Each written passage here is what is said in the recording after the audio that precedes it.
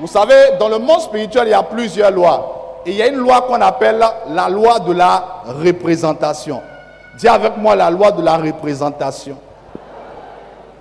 Dis la loi de la représentation. Alléluia. Je veux exactement 4 personnes parmi les protocoles. Si quelqu'un aime la parole de Dieu, fais comme ça. Qui aime la parole de Dieu? Ok. Que Dieu nous bénisse. Merci. Merci. Ok, restez là. Vous savez, en Israël, il y avait le temple qu'on appelait le tabernacle. Et à une période bien précise, parmi les sacrificateurs, il y a un sacrificateur qu'on appelait le souverain sacrificateur. Lui, son rôle, c'était d'entrer en présence de Dieu dans le temple et de représenter le peuple. Dis avec moi, représenter le peuple. Et qu'est-ce que le souverain sacrificateur faisait? Je vais donner l'exemple. Supposons qu'ici, les 2 personnes ici, c'est le peuple. Le peuple ici. Voici le souverain sacrificateur. Et ici, c'est Dieu dans le temple. Vous me comprenez? Donc lui ici représente le temple. Et qu'est-ce qui se passait? Quand le peuple péchait, quand le peuple réellement commettait des péchés, ou quand le peuple voulait s'approcher de Dieu, qu'est-ce qui se passait? Le peuple était obligé de voir simplement le souverain sacrificateur au travers de leur sacrifice. Et les sacrificateurs prenaient tous les sacrifices, allaient réellement dans la présence de Dieu. Par étapes, ils allaient au niveau de la cuve des reins, là où réellement les sacrifices étaient faits pour le péché, pour la purification, il y avait de l'eau.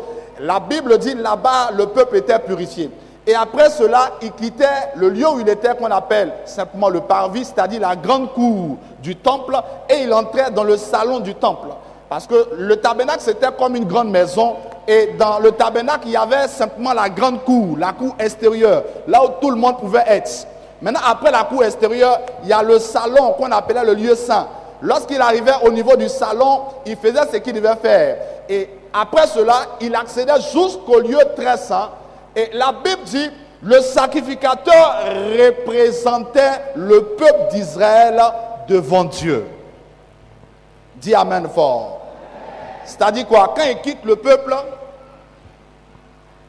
il est dans le parvis. Après le parvis, il passe au lieu saint. Après le lieu saint, il passe au lieu très saint. Là où il rencontre la gloire de Dieu, où il présente réellement la vie du peuple. Et lorsque le sacrificateur sort, il sort avec une réponse venant de la part de Dieu. J'ai une assurance auprès du Seigneur aujourd'hui. Tu es venu dans cette présence divine. Tu sortiras avec une réponse familiale. Tu sortiras avec une réponse générationnelle. Tu me dis Amen, cela se fait. Donc, le sacrificateur ici représentait le peuple devant Dieu. Vous pouvez vous asseoir. Et vous savez que la Bible dit nous avons un souverain sacrificateur auprès de Dieu. Nous avons un souverain sacrificateur qui est Jésus lui-même. Et lui nous représente devant le trône de l'Éternel. Dis Amen fort. Et la Bible dit que c'est un avocat. Oh, il y a une chose en justice. Tu ne peux pas gagner réellement, tu ne peux pas avoir la victoire en justice simplement avec l'avocat. En plus de l'avocat, il faut avoir des témoins. Lorsqu'on va en justice là, écoutez-moi bien.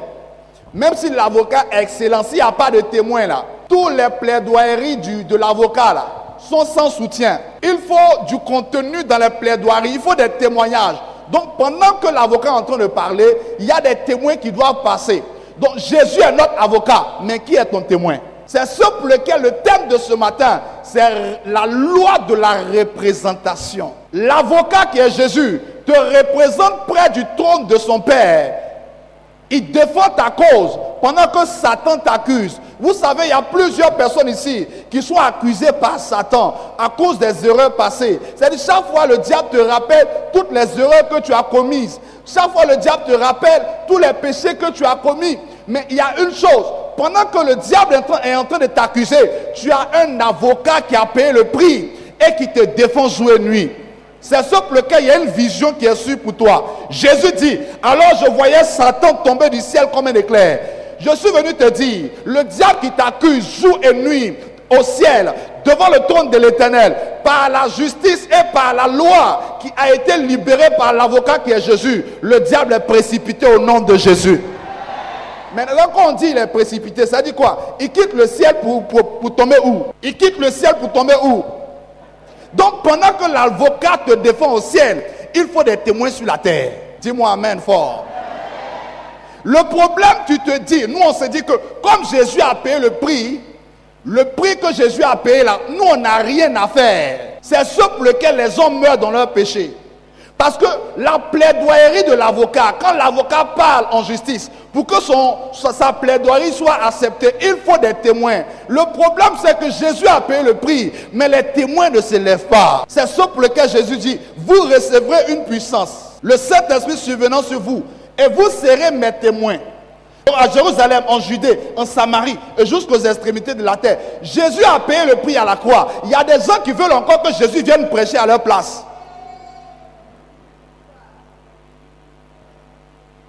Tu n'as pas payé pour l'avocat. L'avocat lui-même, il s'est payé lui-même par son sang. C'est un avocat de haut rang. Il n'y a pas d'argent pour le payer. C'est l'avocat qui est capable de te faire sortir de la prison qui est l'enfer.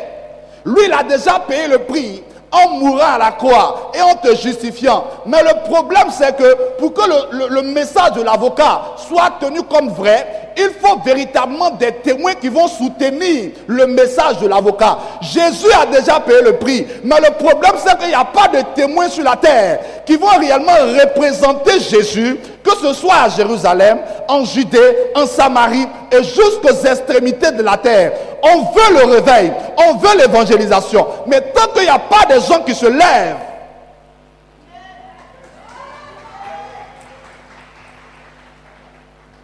c'est ce pour lequel Jésus a bien dit. Il dit, vous serez mes témoins.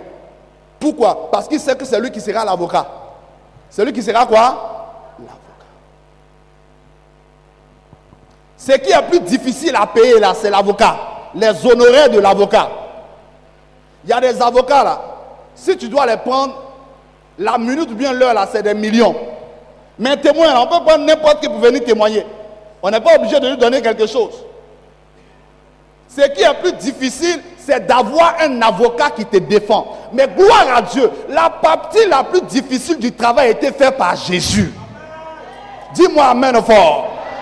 La partie la plus difficile pour ta famille a été déjà faite par le sacrifice de Jésus à la croix. Mais le problème, c'est que tu ne te lèves pas. Dieu veut sauver ta famille. L'avocat s'est levé pour défendre la cause de ta famille. Mais toi qui es dans la famille, tu ne te lèves pas pour témoigner en faveur de ce que l'avocat défend.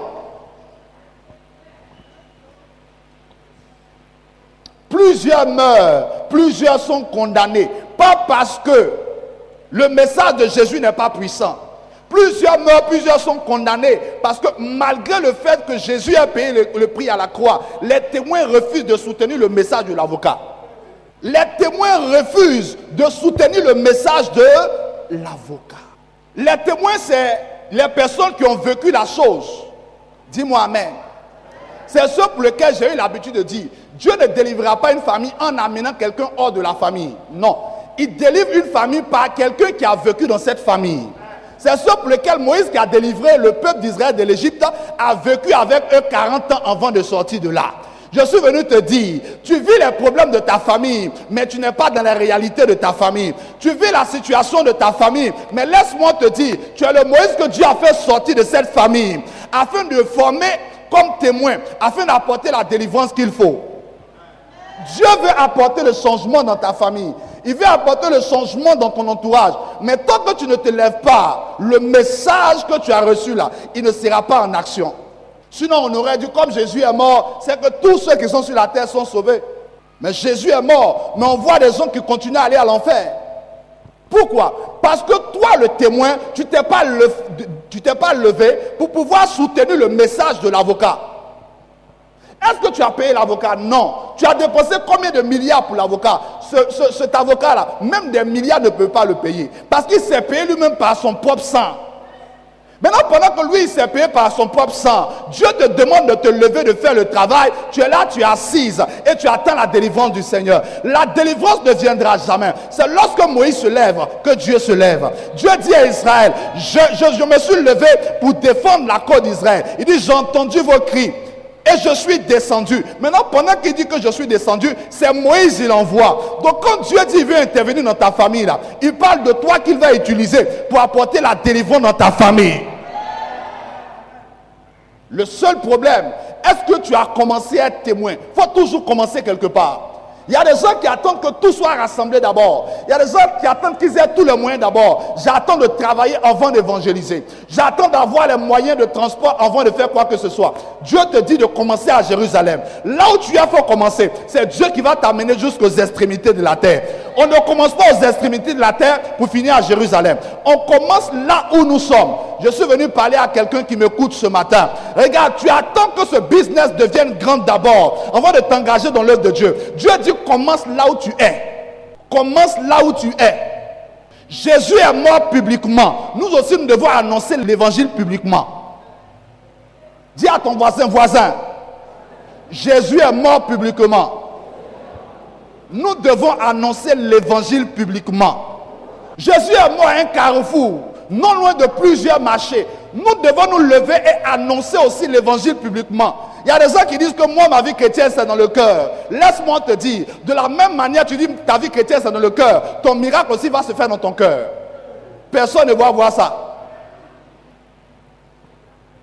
Ton argent, ça sera dans ton cœur. Personne ne va voir ça. Ton mariage, ça sera dans ton cœur. Personne ne va voir ça.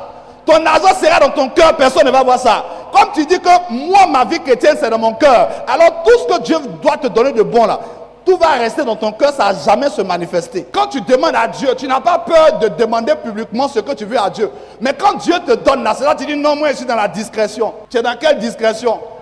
Tout ce que tu as là, tu as parti au cimetière avec. Il faut te lever, il faut témoigner. Il faut dire aux gens, voici ce que Jésus a fait pour moi. Dieu aura le courage de faire davantage.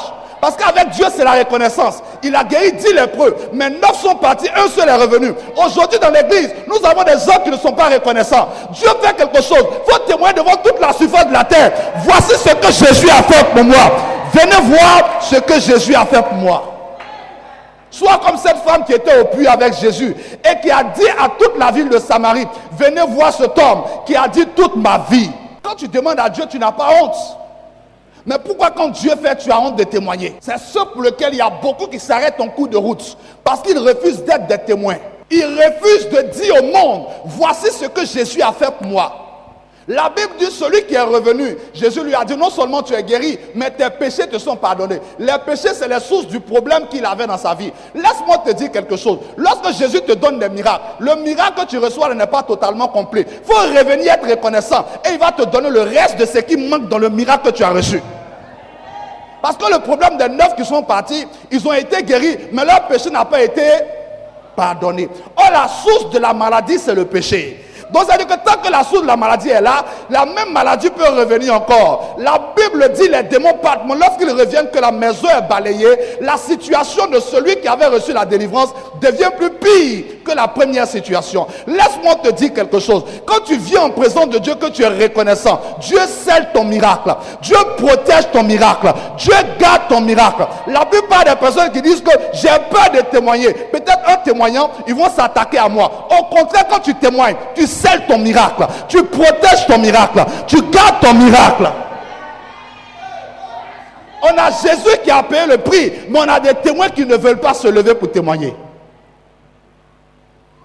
On a des témoins qui ne veulent pas se lever pour rendre gloire à Dieu pour ce que Dieu a fait dans leur vie.